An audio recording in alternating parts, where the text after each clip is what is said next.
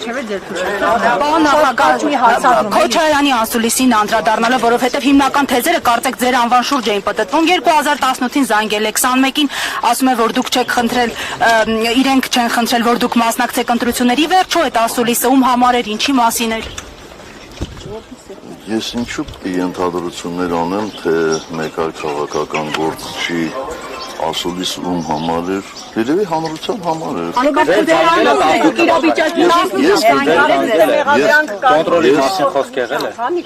Ես խնդրում եմ, իրար դուք մի խանգարեք, հարկ Աստծո, դատական նիստը վաղ ավարտվեց, եւ ես ձեր տրամադրության տակ եմ, ինչի եք իրարից։ Իրենք ձեզ խնդրել են մասնակցել 2021-ին եւ զանգահարել է ձեզ արդյոք թե ոչ։ Ես ընդհանրապես հակված չեմ անձնական խոսակցություններ, անձնական զրույցները հրապարակայնացնել։ Զանգ եղել է, բայց դրանից առաջ էլ է զանգ եղել, դրանից առաջ էլ է թեմա եղել։ Ինչքան առաջ, որտեղ ասում եք տևական ժամանակ չեք շփվում։ Ինքը նկատի ուներ, կարծում եմ նկատի ուներ այսօրվա պարագան, բայց 18 թվականին այդպես չէ։ Ամենայն դեպս այդ մանրամասները ինչ հետաքրքիր է։ Ես մի բան կարող եմ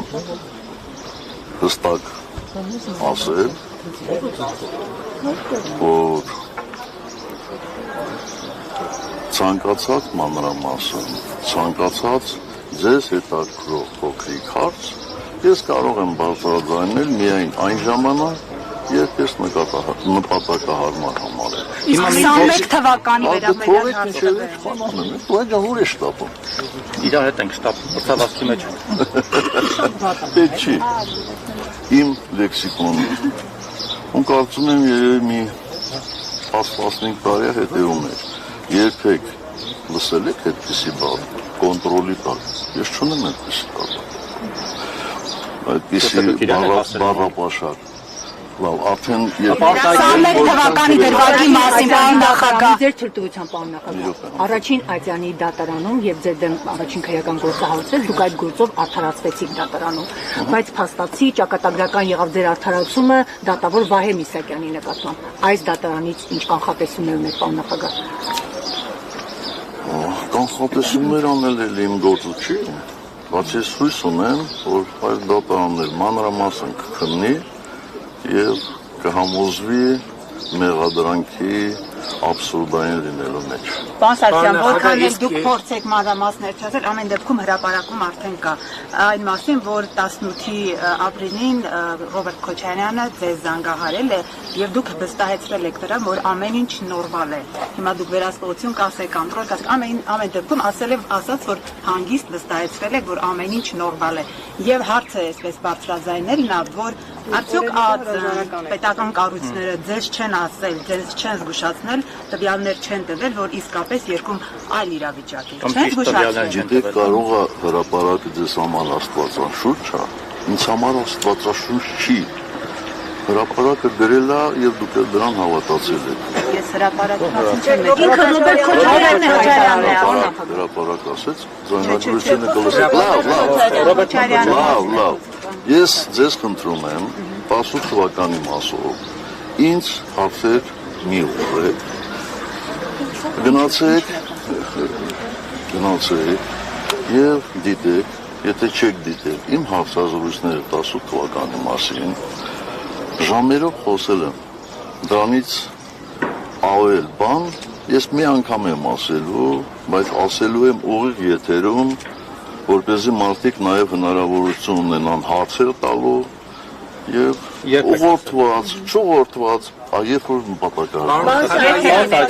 Նիկոլ Փաշինյանին հեռացնելու ճանապարհը արդյոք միայն ընտրություններն են, թե այլ ճանապարհներ եւս կան։ Ես կարծում եմ ձեր հարցը հռետորական է, որովհետեւ արդեն բոլորը գիտեք, գոնե դուք գիտեք, որ մենք այդ impeachment-ին սատարում ենք կողմը։ Բայց այդ լուրջ գլխավորածի մեղադրում են։ Անվստահության գործընթացը լուրջ Տապալում եք impeachment-ը։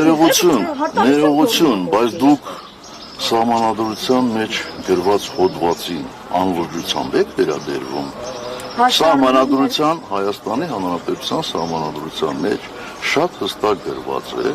թե ինչպես կարելի է անվստահություն հայտնել գործող վարչապետին։ Պարոն Սարգսյան, եթե Հայաստան դաշինքի Մենք ինչ իրավունքով ենք էլի դա անլրջացնում։ Այսինքն 21 թվականի ընտրություններին գնալը շատ լուրջ է,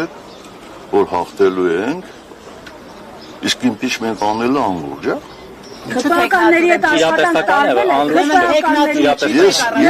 Քպականների հետ աշխատանք տարվել է։ Ես ձեզ խնդրում եմ, որովհետև դուք ուղղակի պարտավոր եք էլի քաղաքական process-ների մասին դետալ առ դետալ իմանալ։ Ես ձեզ խնդրում եմ, հանդիպեք նախաձեռնողների հետ եւ մանրամասն ձեզ կբացատրեն, թե որ փուլում են իրանք հարմար գտնում քպականների հետ բացատրական աշխատանք վարելուն։ Երբ են իրենք ենթադրում այդ փաստաթուղթը մուտքագրելու ազգային ժողով, որպեսզի ներառվի դա որակարգի մեջ եւ ընդհանրապես process-ը ինչպես են իրենք պատկերացնում։ բայց ընդդիմադիրները չէ ստորագրում այդ նախագիծը։ տարիների կուսակցությունը Մարուքյանի տեխնացիոնը մերժում եք դուք եք առաջ։ Պատճառը շատ պարզ է եւ եթե ձեզ թվում է, որ ես արդեն 7 տարի հայտարարում եմ, որ մենք իշխանություն չենք ուզում, դրանով ինքներս մեզ ավելի օգուտ ենք տալիս, ոչ, վնաս ենք տալիս, պարզ է, չէ, որ ցանկացած միջոցառման, ցանկացած ընտրական process-ի մարդկանց մեծ մասը գնում է դեպի այն ուղղությունը, որտեղից կարելի է շահ ունենալ, այսինքն որտեղ կարելի է ներառվել։ Մի շատ պարզ պատճառով ենք դա ասում, որովհետև մենք ի տարբերություն շատ շատերի գիտակցում ենք, որ եթե մենք տեխնացու առաջադրենք, ապա հակադրությունը ոչ միայն ԿՊ-ի կողմից է լինելու, շատ պարզ է, չէ՞։ Ավելի մեծ հակադրություն է։ Մենք փորձում ենք գնալ ավելի քիչ դիմադրության հանդիպելու ճանապարհով, որպեսզի հնարավորինս շուտ կարողանանք Հայաստանում իշխանապահություն։ Իսկ Հայաստան դաշինքի առաջադրած տեխնացուի մասով դիմադրություն չի լինի։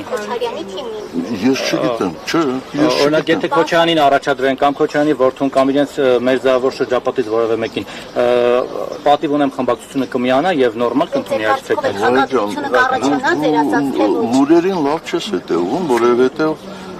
պատիվ ունեմ խմբակցության ղեկավարը այդ մասին հայտարարություն արել եւ շատ պատասխան քննարկել։ Այդ մասով ոչ։ Հակադրություն կառաջանա, եթե Քոչարյանի թիմակիցները ձեր Ոչ ես այդ հարցին պատասխանեցի։ Հայկ Մանիջանյան կանգնած է, խնդրեք թող իբր։ Պարոն նախագահ, ամեն դեպքում 2018 թվականին, ինչպես 2018-ին, այնպես էլ այս օրերին տպավորություն է, որ ինչ-ինչ ուժեր, այդ թվում ներընդդիմադիր շահագրգռված են ձեզ, այսպես ասած, թիրախավորելով։ Ինչն է իրենց նպատակը այս պահին։ Ռեսուրս եք ներկայացնում, ուժ եք ներկայացնում, թե այլ հանգամանքներ։ Ես կարծում եմ դա 18 թվականից չի սկսվել այդ process-ը եւ ուշադրությամբ դիտել եք կամ ընթերցել եք երկրորդ նախագահի հարցազրույցը, ինքը այնտեղ ասում է, որ այդ process-ը գոնե իրենց իր կողմից սկսվել է 2008-ից հետո։ Այնպես որ 18-ին ինչ կապոներ է դա։ թիրախավորելու process-ը։ Իդեպ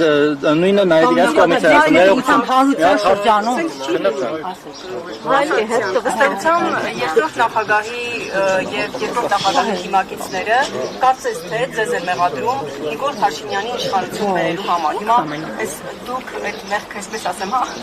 ընդունում եք թե չէ, կամ այս տարիների հերվից որ նայում եք իսկապես դուք կարող եք այդ ամենի դեմնարնել չի ստացվել եւ ինչու են ով է բերել Նիկոլին։ Ինչու է այդ հարցը հիմա դարձել ակտուալ եւ ինչ կտա դրա պատասխանը։ Իմ գործընկերոջը լրացնեմ, պարոն նախագահ։ Մի լրացրեք, որովհետև ես ասացի, որ 18 թվականի մասին ես հիմա չեմ խոսել, այդ տևական ժամանակ չեմ Ուղղակի հարություն ասում եմ Նիկոլ Փաշինյանը Միքայել Մինասյանի ձեր փեսայի մարդն էր, եղել է աջակցություն իր կողմից, բայց հետագայում ըստ էության այդ կոնտրոլից դուրս եկել, եղել է աջակցություն թե ոչ կանոն։ Ինչքան ուզում եք սադրեք, ես 18 թվականի մասին այլևս չեմ խոսել։ Ինչ ուզում եք արեք։ Ուզում եք դուք էլ մա բարձրաձայն գոռացեք, որ ես եմ բերել։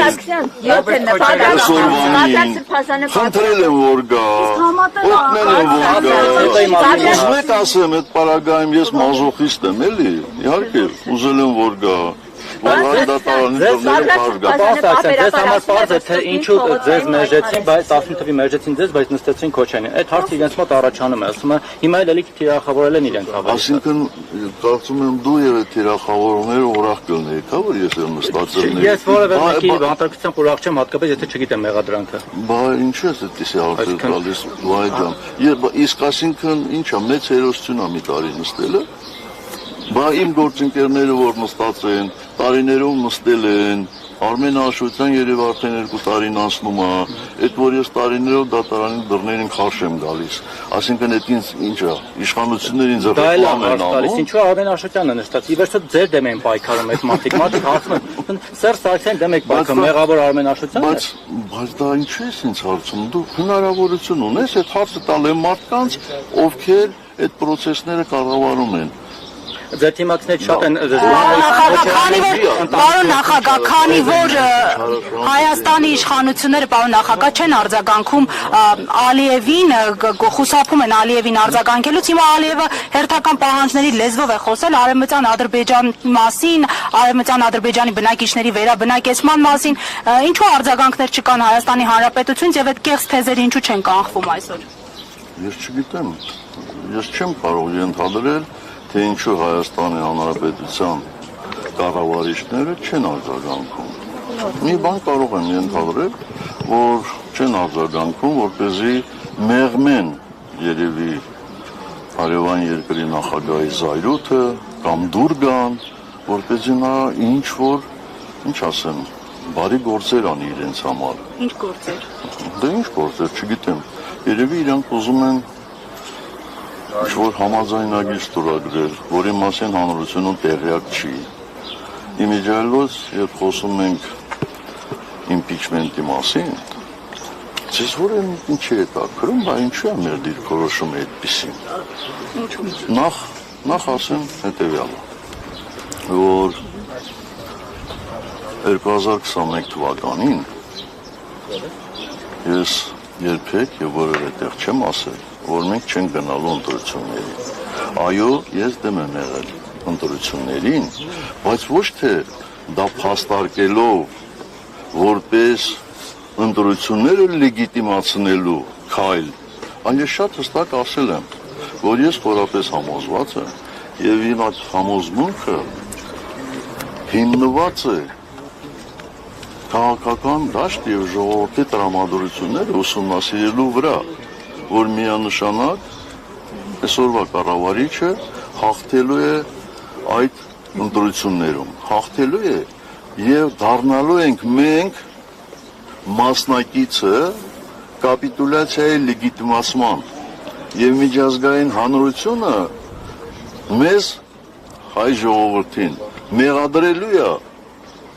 այդ կապիտուլյացիայի համար, ասելու է որ ժողովուրդը թեև կապիտուլացվել է Հայաստանը, բայց վստահում է այսօրվա կառավարիչին։ Ինչ եւ տեղի ունեցավ։ Մի տարուկես եւ մեր դաշնակիցները եւ մեր գործընկերները դրա վրա են հողում կատարում։ Հիմա եթե սխալ եմ ես կանխատեսել, ասեք սխալ եմ կանխատեսել։ Հաջորդ տարվա ընտրությունների հետ կապված Ես խնդրում եմ մի 3-ական ջել ինձ տվեք, որպեսզի կարողանամ այդ բաները լսել։ Ծամրեցին կան նույն համոզմունքը, որ Փաշինյանը անցնելու է։ Եվ ինչ ճանապարհ եք տեսնում Փաշինյանի իշխանությունը։ Թույլ տվեք շարունակել։ Հիմա մենք ասում ենք պաշտպանում ենք իմպիչմենտը, ելնելով հետևյալ հանգամանքներից։ մենք, այսինքն ես նկատի ունեմ հավաքական ընդդիմությունը, առնվազն 5 տարի հայտարարում ենք, որ այսօրվա կառավարիչների մեկ օր ավել մնալը իշխանության վնասում է Հայաստանի Հանրապետության շահերին։ Այդպես է, թե այդպես չի, ասել ենք, թե չենք ասել։ Խնդրում եմ, ասեք, եթե չենք ասել, ասեք, չեք ասել, ասել ենք։ Իսկ այդ ինչ պատահեց, որ հիմա էլ ասում ենք, չէ, մի տարի սպասենք, մինչև ընտրությունները գա։ Իրատեսական։ Լավ։ Ես ասացի, 21 ընտրությունները շատ իրատեսական էին, ես իրատեսական չի, 21 եւ 2-րդ։ Դուք չէ, բայց իմ տարիքի մարդիկ գիտեն, որ բազմաթիվ են եղել դեպքերը մեր նորագույն պատմության մեջ, որ մենք գնացել ենք իրադարձությունների, որոնք շատ-շատերի կարծիքով հավանական չէին, բայց հաջողությամբ դեպսակվել։ Բայց խնդիրը դրանում չի։ Այսինքն կարծում եք ԿՊ-ից կմիանան, հայ 18 հոգին։ Ախր թույլ չեք տալիս պատասխանեն ձեր իսկ հարցին, էլի թույլ տվեք, խնդրում եմ։ Հիմա մենք կոնկրետ ես ինչ եմ կարծում։ Եկեք այս հարցին նայեք եւ խոսությամբ փորձենք պատասխանել, էլի։ Ինչ եք կարծում։ Հնարավոր է այս մի տարվա ընթացքում այսօրվա Հայաստանի կառավարիչները կատարեն մի քայլ, որը շատերի համոզման, չեմ ասում բոլորի, վնասակար կլինի Հայաստանի համար։ Օրինակ, կարող է մի քանի ամիս հետո այս կառավարիչները մի թուղթ ստորագրեն եւ ասեն Հայաստանից հանում ենք ռուսական սահմանապահներին, Հայաստանից հանում ենք ռուսական բազան, մեր անվտանգությունը արդյոք դրանով կամրապնդվի։ Սա մի հանգամանք, դուք հատկապես դուք կարող եք դա քիչ հավանական համարել, չէ՞, բայց ավելի լավ, ուրեմն ես ճշմարտություն եմ ուրեմն ես ասում։ Իրանք Արցախ են հանձնել, Պակիստան ու ոչինչ տեղի չի ունեցել հետո։ Այդ մեկ, որ հենց այդ եմ ասում, որ տեղի չի ունենալու, վայ ուշադիր է տեղի խնդրում եմ ասածից։ Երկրորդ, լավ, դա ուրիշները, ոչ այստեղ հավաքված լրագրողները կարող են համարել քիչ հավանական։ Իսկ ինչ է կարծում, ավելի շատ հավանական է, թե հավանական չի, որ տեսանել է ապագայում, այսինքն ամիսների ընթացքում այս կառավարիչները ստորագրեն իրենց ասած խաղաղության համաձայնագիրը։ Կարծում եմ ավելի հավանական է, չէ՞ որ դա կանեն։ Իսկ մենք գիտենք ինչ է այդ համաձայնագրում գրած։ Չգիտենք որևէ մեկս, ճիշտ է։ Իսկ հավանականությունը շատ է, թե քիչ, որ այդ համաձայնագրում Հայաստանի համար բացասական ավելի շատ կլինի, քան դրականը։ Հավանական է, չէ՞։ Իսկ լավ, եթե այդպես է, դե ստորագրելուց հետո նույնիսկ եղան ընտրություններ եւ ընդդիմությունը հաղթեց։ Ընդդիմությունը կարողանալու է շատ հեշտ ճանապարհով այդ համաձայնագիրը իջիկ դարձնել։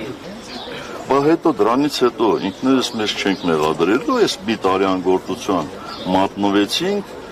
մենակ սկսեցինք քննադատել սրանց։ 7 տարի է մեղադրում, պարոն Սարգսյան, 7 տարի, շնորհակալ եմ համաձայն լինելու եւ ներողություն, միգուցե այս կետն էլ դուք քիչ հավանական համարեք, բայց կարծում եմ, որ հավանական է, չէ, որ 1 ամիս, 2 ամիս, 3 ամիս հետո Հայաստանի հատվածից էլ ինչ որ մի հատված փոխանցվի Ադրբեջանին, ինչպես դա տեղի ունեցավ Տավուշում։ Եվ եթե փոխանցվի Ադրբեջանին, ապա լավ, էլի հաղթեցինք, ընդդիմությունը հաղթեց կամ մենք կարողանալու ենք դա ետ վերադարձնել։ Այսինքն դա լինելու է, չէ՞, ոնց են ասում, Էդոն Շարմազանով շատ ավելի լավ գիտի, կազուս բելի են ոնց որ դե դրան ասում։ Դա հիմնավոր պատճառ կլինի, չէ՞, եթե մենք փորձենք դա ետ վերադառնել ու Ադրբեջանը մեզ հետ։ Բա ինչ ենք անելու էլի։ Ասել են դե ոչինչ, ջհանդամը, Ղարաբաղը հանձնեցինք Արցախը տվեցինք, Հայաստանից տարածքներ տվեցինք, դե դրանց համեմատ ինչ է մի հատ անկլավ է, դե տանք բացնենք, էլի մենակ իշխանապողություն լինի։ Ես համաձայն չեմ այդ տեսակետին, այ մեր հիմնավորումները դա է, որ մենք ասում ենք փորձենք։ Եթե չստացվի,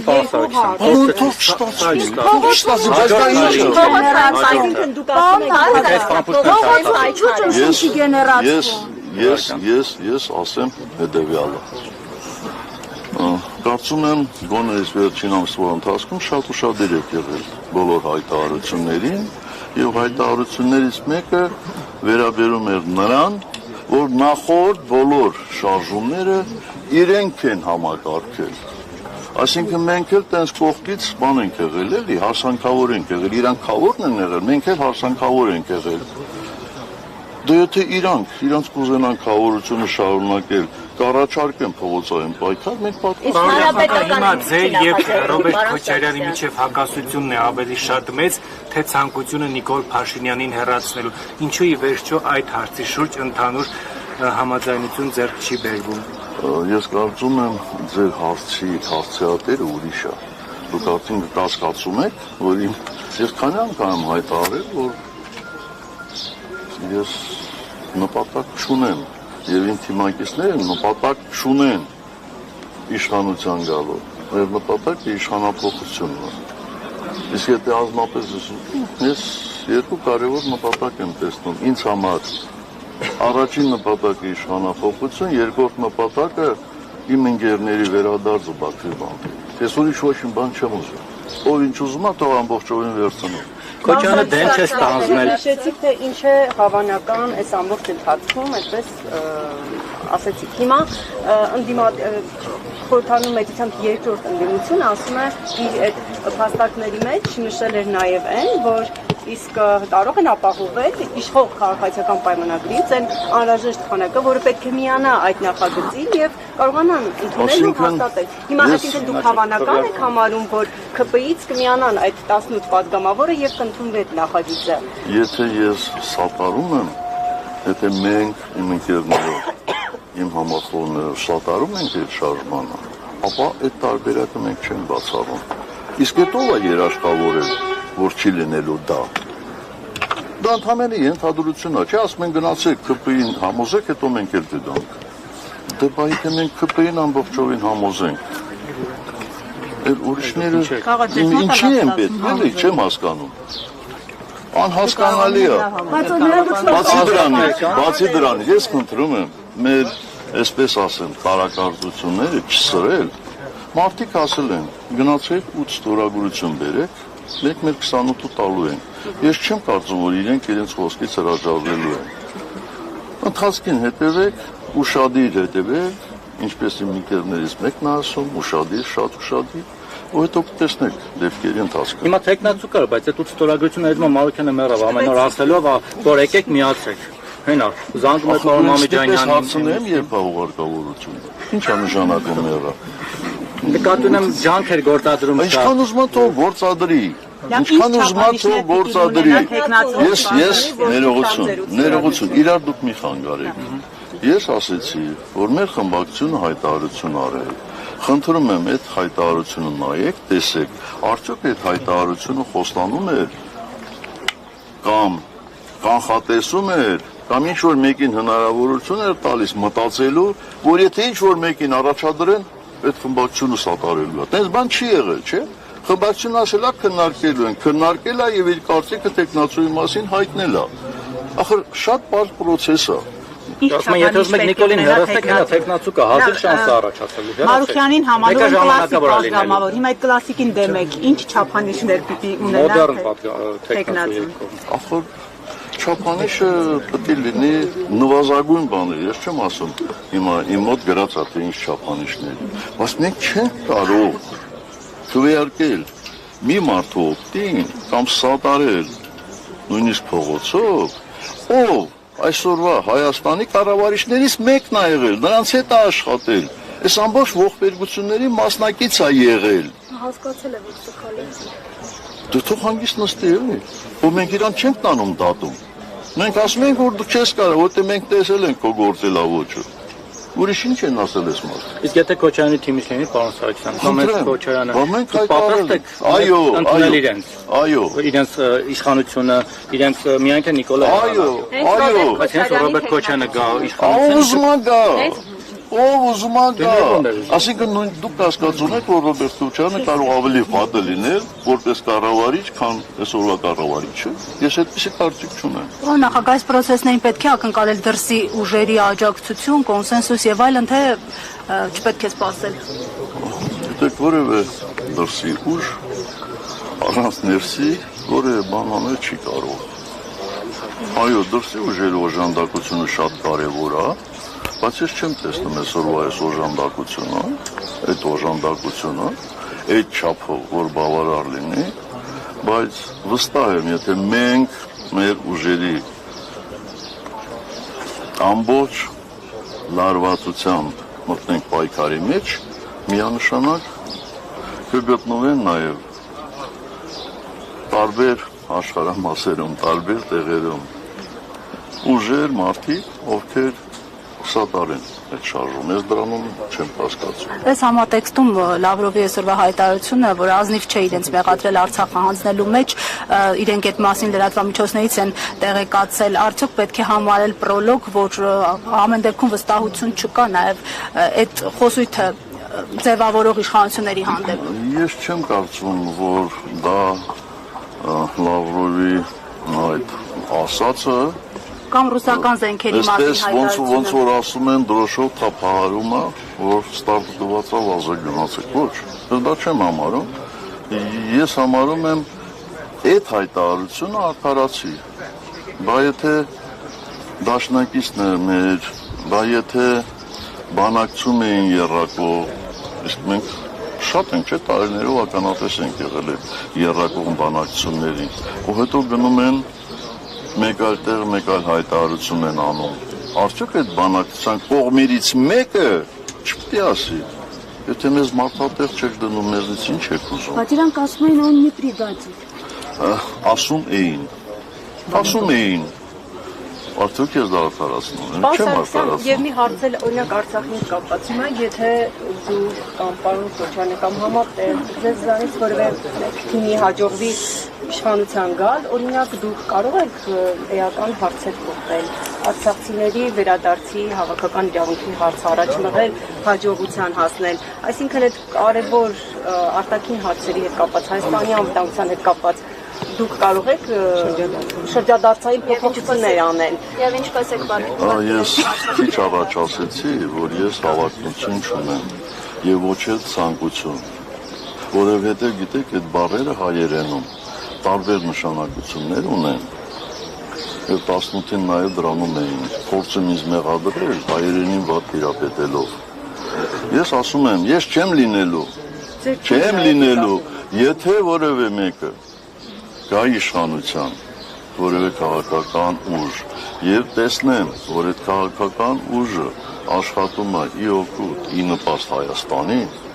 եւ եթե իրենք կարիք ունենան իմ խորհուրդների, այսպես խորհուրդներ ստանալ ինձնից, իմ խորհուրդների կարիք ունենան, ես ընդհանրապես խորհրդատուի դերով կարող եմ հանդես գալ, հաշվի առնելով իմ անցած ճանապարհը։ Եթե ոչ,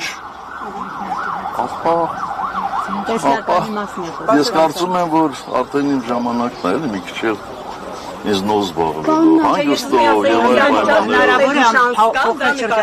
այլ փոփոխություններ անելու, եթե հնարավորություն կա, հիմա Հայաստան ունի այդ հնարավորությունը։ Ոչինչ երբեք հնարավոր չի բացառել եւ ես չեմ կարծում, որ նույնիսկ 30-ականներին, անցյալ դարի 40-ականներին, ես չեմ ասում անհատներին, որովհետև ես տեղյակ եմ, որովհետև այդ ժամանակահատվածներում էլ Հայաստանի մի շարք ղեկավարներ գրավոր դիմել են Մոսկվա, Ղարաբաղը Հայաստանի միացնելու հարցով, բայց լայն հասարակությունը երբեք դրանով առանձնապես չի զբաղվել, որովհետև շատ-շատերը համարել են, որ դա վերջնական է եւ վերջ։ Եթե լինեն անհատներ, լինեն քաղաքական ուժեր, ովքեր այդ գաղափարը վար կպահեն։ Ես վստահ եմ, որ մի օր այդ գաղափարով հետաքրքրվելու են ուժեր, նաև Հայաստանից դուրս եւ հնարավոր է լինելու այդ գաղափարը իրականություն դարձնել։ Այսօր, եթե նույնիսկ Ադրբեջանի ղեկավարությունն ասի, դες բոլոր արցախցիներին, բոլոր ղարաբաղցիներին, ովքեր գան, աղոհացով են դիմավորելու։ Ես չեմ կարծում, որ մի քանի 100 մարդուց ավելի կհամաձայնվեն գնալ այնտեղ, որովհետև երեխայի հարց կա, ընտանիքի հարց կա, վերաբերմունքի հարց կա եւ այլն։ Այդ վերադարձը անպայման պետք է ամրապնդված լինի միջազգային դերակատարներով։ Ուրիշ կերպ հնարավոր չի։ Դուք հիմա եք պնդում, որ Արցախի էջը փակված չէ, եւ եթե փակված չէ, 10 րոպե այդ մասին խոսեցի։ Եթե փակված չէ, ապա ինչպես պիտի վերադարձվի։ Բացեցի։ Դուք ասում եք միջազգային դերակատարների իշխանությունները խոսում են Մինսկի խումբը լուծարելու մասին։ Էլ ինչ ճանապարհ կա, եթե Մինսկի խումբը օրինակ լուծարվի։ Դուք չեք հոգնել, ես կարծում եմ բոլոր արդեն հոգնել են այս կառավարիչների, դուք իշխանությունները եք ասում, ես կառավարիչներ եմ ասում, սրանց թերությունները արձանագրելով, բայց ինչի քան մատում, հետո եկող կառավարությունը, հետո եկող վարչապետը նույն կերպ մտածել։ Ամեն ինչ կարող է, դրա համար էլ ասում եմ, բոլորդ միավորվեք, գնանք փորձենք իմպիչմենտ անենք, որ այդ անդառնալի փոփոխությունները չլինի։ Բայց ասածս է դա։ Մասայցան, այս կառավարիչների դեպքում միայն թերությունը, թե նաև դավաճանություն։ Այս ամեն ինչ տեղի ունեցավ նաև դավաճանության հետևանք, թե միայն թերությունների։ Ես հակված չեմ։ Իհարկե մեկ-մեկ ես էլ եմ այդ բառը օգտագործում սրանց հասցեին, բայց ես շատ հակված չեմ առանց թղթային, հաստատթղթային ապացույցի, ասել որ սա 100%-ով էսպիսին է։ Խոսքը գաղափարական դավաճանություն։ Բայց ուրանալու, որոշակի արժեքներ հայրենի։ Դու մի րոպե կասկածում եք, որ սրանք ուրանում են ամեն ինչը։ Եթե սրանք ուրանում են Հայաստանի անկախության հռչակագիրը, եթե սրանք ուրանում են հարյուրավոր մեզ համար, մեր ժողովրդի համար կենսական անհրաժեշտության հարցեր, երբ որ կասկածի տակ են դնում ցեղասպանության փաստը, այսինքն ստեղ ինչ խնդիր կա էլի, այսինքն մտածելու շատ երկար մտածելու։ Դա նաև դավաճանություն չէ։ Բա ինչ է։ Արցախը ամեն ինչ է Ադրբեջանի մասը։ Բայց դավաճանությունը նորից եմ ասում, ինչպես տեսա, դու բանալեցիր, չէ՞ ուղեցիր, հա։ Քաղաքական թե ինչ դավաճանություն, քաղաքական է։ Հիմա Պարոն նախագահ, իրանք իրանք ասածներն են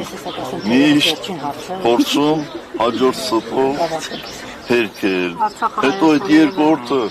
հաջորդ սփով առաջի երկուսը հերքել, բայց ինչ է։ Պարոն նախագահ, ձեր թույլտվությամբ թերևս վերջին հարցը 2020 թվականին։ Դուք էստեղ շեփեք։ Այսօր բոլորը եկել են այն կառույց, որտեղ ըստ երկու հոգի են նշված։ Որովհետև առաջին անգամ ինձ շեֆ անվանեցին, դրա համար եմ ասում, ուզում եմ ասել, որ ես մեր կուսակցության շեֆը չեմ։ Ես ՀԿ-ի նախագահն եմ եւ պաշտոնաթող հանրապետության երրորդ նախագահ։ Ես ձեր թույլտվությամբ միայն շեֆը չեմ, լրագրողում։ Ձեր թույլտվությամբ պարոն նախագահ 2020 թվականին դուք բավականին աղմկարույց հայտարարություն արեցիք կապված, որ Նիկոլ Փաշինյանի իշխանությունը պատերազմի օրերին 1 զրահաբաճկոնը $600 էր գնել։ Այդ հայտարարությունից անմիջապես հետո որոշ ժամանակ հետո Նայիրի Սարգսյանն ընդհանրապես ազատվեց պաշտոնից։ Բայց մեզ այդպես էլ անհայտ մնաց։ Օգնեք պարոն նախագահ, մեզ տեսնենք այդ զրահաբաճկոնների պատմությունը, այդ ինչ պատմություն է։ Բարձ պատմություն է, եթե չեմ սխալվում, փաստաթուղթել ենք մենք հրապարակել, ասենք կառավարությունը, ուղիղ, ոնց ասեմ, հա, ուղիղ ճանապարհով, ասինքն ամբողջ կառավարությունը, եթե չեմ սխալվում, կառավարիչի օգնականը, մեկ անձից գնում է կատարել, եւ իմ պատկերացումներով այդ զրահաբաճկոնները այդքան չարժեին, բայց ամենակարևորը արժեին չարժեին։ Ինչու է կառավարությունը այդ գնումը կատարում։ Դրա համար պաշտպանության նախարարություն կա եւ այլն եւ այլն։ Դրանից պարզ, էլ ինչ կարա լինի։ Հաստատուղթը որ խնդրեմ կտակ։ Օ, ես չգիտեմ, մնացել է թե չէ, բայց վստահ եմ, այստեղ առնվազն 5-6 լրագրող կա, որ իրենց խմբագրությունում այդ փաստաթուղթը կա։ Եթե էլեկտրոնայինը 100%-ով է, բայց ես խոստանում եմ ձեզ, նայեմ։ Ժողովուրդ օրաթերթից։ Ես խոստանում եմ գտնել եւ ձեզ ուղղել։ Լևոն Տեր-Պետրոսյանի հետ կապված Լևոն Տեր-Պետրոսյանի եւ Նիկոլ Փաշինյանի մոտեցումների տարբերության հետ կապված հայտարարություն էի կարել, բավականին քննադատվեց այդ առումով, ինչ կարող եք ասել։ Ասում են փորձել է Լևոն Տեր-Պետրոսյանին մաքրելու եւ հնարավոր կոալիցիա են տեսնում ընդդեմ Քոչարյանի։ Ես ասում եմ այնինչ կա քննարկումների առանցքում։ Զավեշտական է, դա ծիծաղելի է, որտեղ նախ Լևոն Տեր-Պետրոսյանը որևէ մեկի կարիքը չունի, եթե անհրաժեշտություն կա մաքրվելու։ Ինչ եք ուզում Լևոն Տեր-Պետրոսյանից, արդեն տևական ժամանակա չկա քաղաքականության մեջ։ 80 տարեկան Աստված ևս մի 10-20 տարի կյանք տար։ Այսինքն, եթե ես նպատակ ունենայի, ցանկություն ունենայի միավորվելու, եթե հիշում եք, Լևոն Տեր-Պետրոսյանը բազմաթիվ նախաձեռնություններ է ունեցել, եւ միջև ընտրություններ, եւ ընտրություններից հետո ես կմիանայի։ Այսինքն ես ինչ-որ մեկից վախեցել եմ, չեմ միավորվել։ Ինչի մասին է խոսքը։ Միշտ պետք է լավին լավ ասել, վատին էլ վատ։ Այլ ոչ թե եթե մեկը քեզ մի ժամանակ ինչ-որ մի վատ բան ասել, ամբողջ կյանքում նրան վատ ասես։ Ես չունեմ այդ բնավորությունը։ Չունեմ այդ բնավորությունը։ Գիտեք, այս թեման, պարոն Սարգսյան, շատ է խոսում, որ դուք Տեր-Պետրոսյանի հետ ավելի լավ հարաբերություններ եք, չնայած որ 2008-ին Տեր-Պետրոսյանը ձեր դեմ էր պայքարում, ինչ ասես ասում էր, քան երկրորդ նախագահի հետ։ Այսա ինչով է պարոն։ Այս պահին։ Առանցարակ վերջին շրջանում, վերջին տարիներին։ Վերջին շրջաններից չգիտեմ, ես արդեն քանի տարի է Լևոն Տեր-Պետրոսյանի հետ նույնիսկ հեռախոսով չեմ խոսել։ Այդ ով է հնարել։ Եվ հետո ինչու պետք է հակադրել իմ հարաբերությունները Լևոն Տեր-Պետրոսյանի հետ,